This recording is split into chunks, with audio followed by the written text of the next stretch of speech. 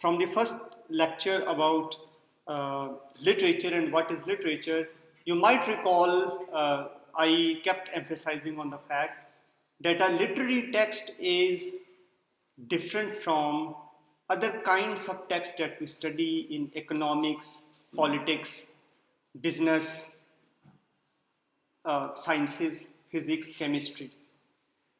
A literary text is different on these grounds that a literary text has, number one, a potential to entertain. Do you remember that? A potential to entertain as well as a potential to teach. All right? So entertainment and instruction takes place through a literary text simultaneously. All right? Now it is very important for us to, in the second step, understand what does a literary text look like. So from today onwards, for this week, we are going to focus on what we call form and genre. By form, we mean that every literary text has a form. Some people call it an aesthetic form. And that is an important distinction of a literary text. Other kinds of knowledges that we are aware of, they do not necessarily have a form. So what is this form? We will get to know about that today. Today we will focus only on one kind of literary text. It is called poetry. It's called poetry. We will discuss other kinds of literature in the coming classes. So what kind of form poetry has? So these are the features of a text in poetry.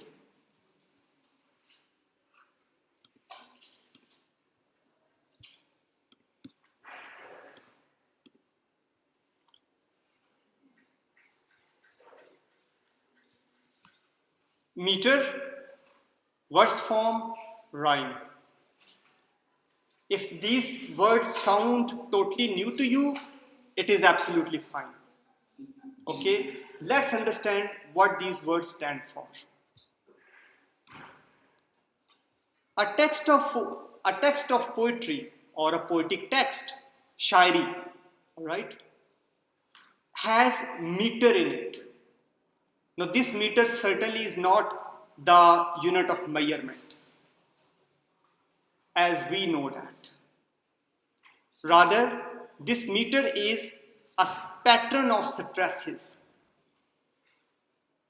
I will give you an example. We have a line here from a poem by John Donne, who was a 17th century English poet. Now, this line goes like this: I wander by my troth, what thou and I. Now, all the words which have slanted mark above them, all these words are stressed. So we say, I wander. Did you notice? I wander. My stress is on the second word. By my truth. By and truth are stressed. What thou and I are stressed. These words, truth, thou, these are words from archaic English. Alright? In 17th century English, truth was spelled like this, T-R-U-T-H. And U was written like this. Okay? Archaic English. It is English, but archaic, old English. Alright? Now, there is a pattern of stresses in this particular line. You might notice every second word is being stressed. Is that really the case? Probably I should correct myself a little bit. Every second syllable is being stressed. What is a syllable? What is a syllable in English language? A syllable is a single sound in English. For example, the word wonderful has how many syllables in it?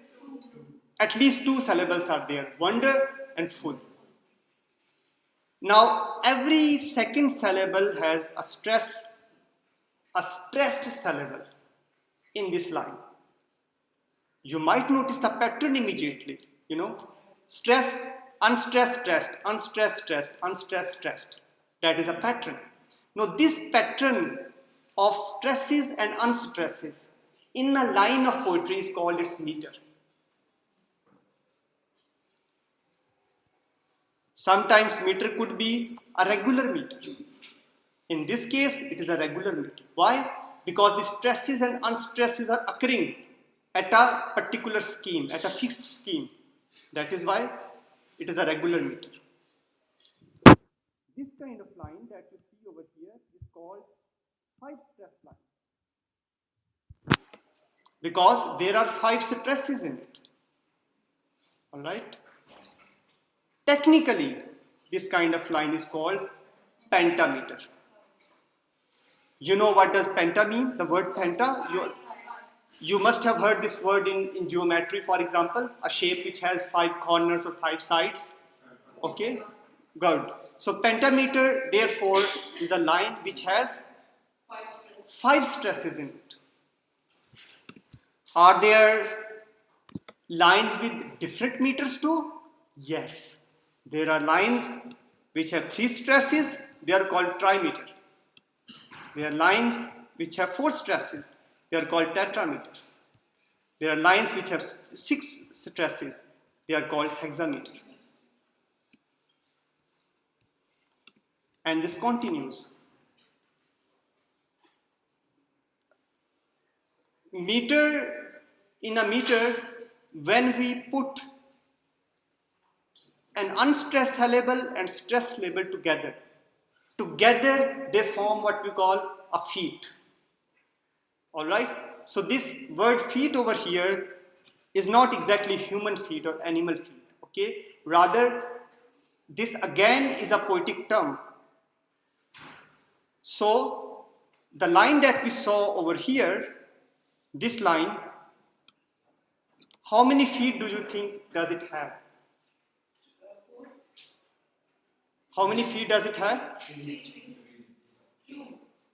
So, okay, so feet is stress and unstressed together. Okay? So, this is 1 feet. This is 1 feet. 2, 3, 4, and 5. Because this is an extra, it is counted as a separate feet. Okay? So if there are 5 stresses in a line, then it has 5 feet in it. If a line has 4 stresses in it, then it has 4 feet. Okay? So a pair of stress and unstressed is called 1 feet. Okay, so I wonder is 1 feet. Sir, what is stress? Stress means there are some words when we speak them, we put stress on them verbally. That is how they become more effective for our audience.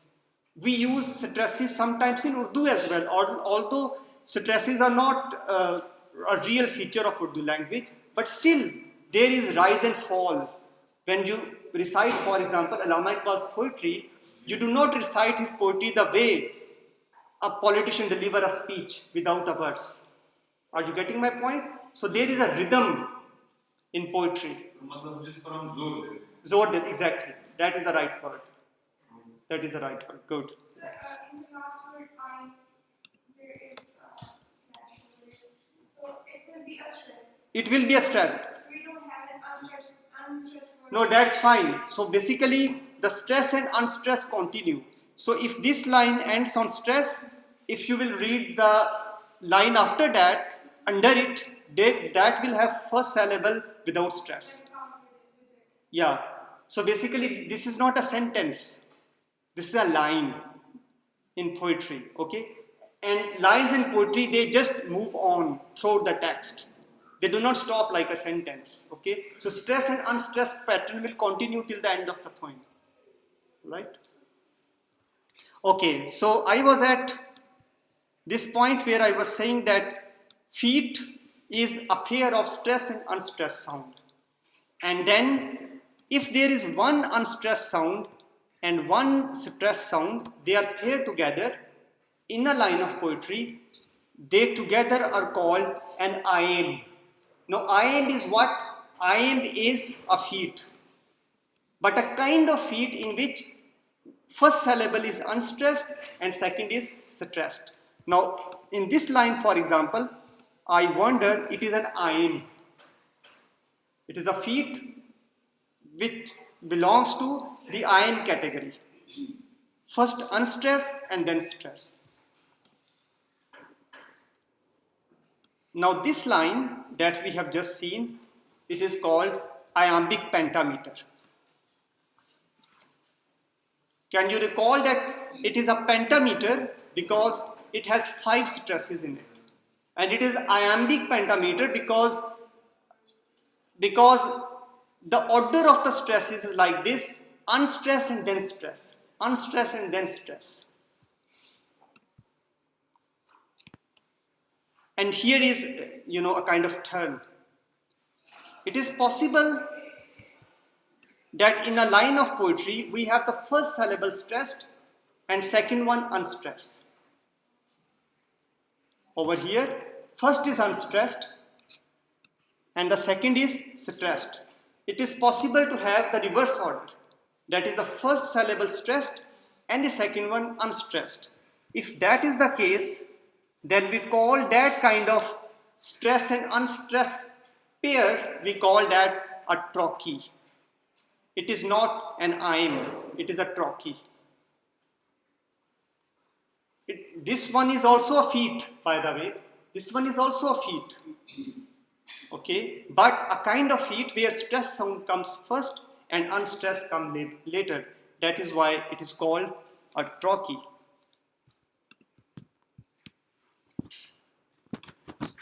So basically in a meter we have what? We have arrangement of stresses and unstresses. The arrangement of stresses and unstresses in a line of poetry is called its meter. Got it? So stress is the smallest unit in any line of poetry. And the one bigger than stress is called a feat. Alright? And the feet have two kinds: iambic or trochy. Okay, iambic is one where unstressed sound comes first and stress comes later. And trochy is one where stress comes first and unstressed comes later. But you might wonder, do feet always have one stress and the other stress? That means, do feet always have, are feet always pair like human feet? The answer is no. Sometimes feet might have more than 2 stresses or more than 2 unstresses in it as well. That case is over here. There might be 3 syllable feet. Alright? It's possible to have 3 syllable feet. Look at this one. There might be unstress, unstress and stress. It is called the anapest. It is usually a rising rhythm. A rising triple rhythm. It is also possible to have stress, unstress and unstress. It is a falling triple rhythm. It's called dactyl. So we have 3 syllable feet as well. Okay, we are aware of 2 syllable feet already, iambic and trochy. But we have 3 syllable feet also. In the same way as we learnt in case of iambic and trochy, in case of 3-syllable feet, it is possible to have the first syllable unstressed, second unstressed, and third stress. Or we can have other way around, the first one stressed and rest of two unstressed. This first case is called anapest, and this second case is called dactyl. Alright, so today we learned the first feature of a text of poetry. A text of poetry is recognized by the fact that each line in poetry has its meter. What is meter? Meter is arrangement of stresses and unstresses. A pair of stresses and unstresses is called a feat. There might be iambic feet, there might be trochy feet. But it is also possible to have 3-syllable in one feet. They are of two kinds, anapest and dactyl. So this is the end of the lecture today.